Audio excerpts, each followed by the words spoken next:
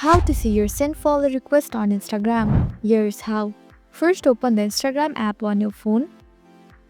At the bottom right of the app, tap on your profile icon to go to your profile page. Look at the top right corner of the screen, then click on the three lines to open the menu. Next, select the account center at the top of the setting page. Here, scroll down and click on your information and permission. Select download your information to access your data.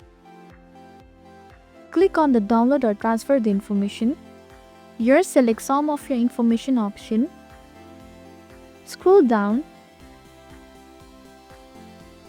and under the connection section, select all. Then hit next to proceed. Here, tap on the download to device. Now choose the appropriate data range for the folder request you have sent. Select Save.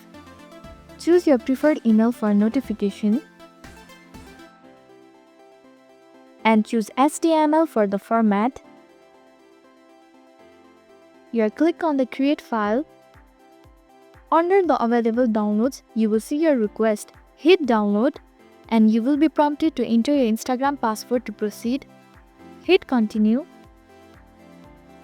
After entering your password, you will be redirected to a browser to download the file. Hit Download. Once the download is complete, locate the downloaded file to see your send follow request on Instagram.